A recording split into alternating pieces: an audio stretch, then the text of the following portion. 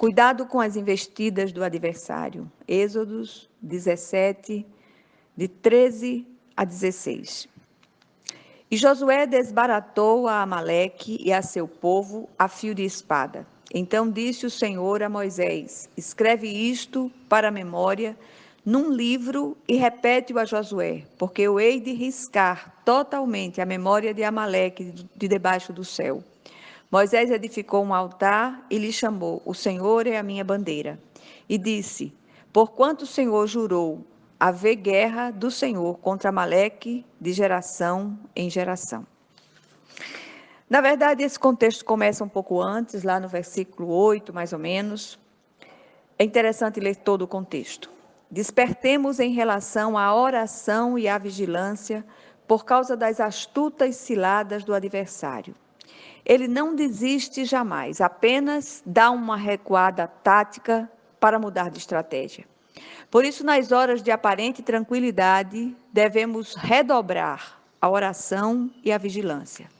Já falamos sobre este assunto muitas vezes, mas é necessário e oportuno que estejamos sempre voltando a lembrar as suas mentes já esclarecidas. O episódio lido fala da perseguição dos amalequitas ao povo de Israel na travessia do deserto. Aprendemos que eles faziam parte de uma tribo de beduínos que vivia no sul da Palestina. Provavelmente eram descendentes de Esaú, segundo dizem alguns estudiosos. Eles possuíam uma natureza opositora e traiçoeira. Eram ferrenhos inimigos de Israel.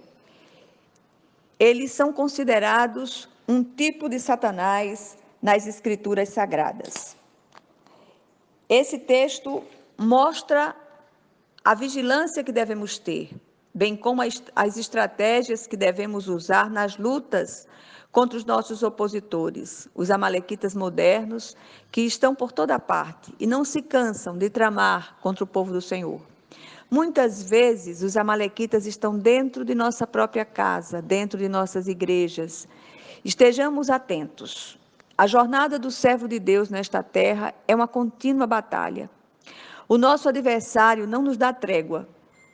Está sempre à espreita para nos atingir com seus dardos inflamados. Seu tríplice propósito é roubar, matar e destruir, sempre. O apóstolo Paulo, em Efésios, diz que a nossa luta não é contra sangue e carne, contra seres humanos, mas contra principados e potestades, contra os príncipes espirituais do mal nas regiões celestes. Por isso, devemos nos fortalecer no Senhor e na força do seu poder, nos revestindo com toda a armadura de Deus, para poder ficar firmes contra as astutas ciladas do maligno. Essa é uma verdade que não podemos esquecer, hora nenhuma. O grande problema é que esquecemos e negligenciamos a batalha, e é exatamente aí que somos apanhados. Não se iluda, onde há uma luta humana, seja em que área for, há uma ação amalequita por trás. Por isso, a oração vigilante e a vida no altar continuamente nos garantirão a vitória sobre todas essas investidas. Na verdade, nós já lutamos em vitória, não pela vitória, porque estamos do lado do vencedor. Moisés oferece ao povo 7 estratégias de ação para vencer a batalha contra os amalequitas. Essas estratégias serviram para os cristãos, os crentes do passado e também para os de hoje. A primeira estratégia, lutar e não desistir. Segunda, buscar os lugares altos. Terceira, levantar as mãos em oração de fé. Quarta, buscar parceiros de oração. Quinta, não temer o inimigo. Sexta, levantar um altar e sobre ele hastear a bandeira do Senhor. E sétima, não negligenciar a vigilância. Quando as nossas lutas se intensificam, a nossa vontade é correr da situação, fugir, nos esconder. Deus deseja que lutemos e que nos posicionemos como bons soldados arregimentados pelo grande general Jesus Cristo, para saquear e abater o adversário. A nossa suficiência vem só de Deus. Na hora da peleja, vá para os lugares altos da meditação na palavra de Deus e da fé perseverante. Agarre-se nas preciosas promessas do Senhor. Não desça para a fuga ou para a depressão, não se encolha. Você é um combatente, um guerreiro de Deus, capacitado para vencer e vencerá. É nos lugares altos que somos revigorados. É comum muitas pessoas, na hora das grandes provas, se refugiarem em casa, deixarem de ir à igreja e permanecerem se contorcendo em autocomiseração. E é aí que acabam perdendo a batalha. Sentimos o cansaço quando olhamos para a batalha e tiramos os olhos do Senhor. Levantar as mãos tem o sentido de focar em Deus no meio das lutas. Mãos levantadas também significa uma oração contínua. O apóstolo Paulo manda orar sem cessar. Orar assim não é recolhimento, mas sintonia com o céu. É conexão contínua com o trono da graça. Busquemos parceiros de oração que sustentem as nossas mãos quando estivermos esmorecendo. Lembrem-se, nossas mãos não podem baixar. A oração não pode cessar.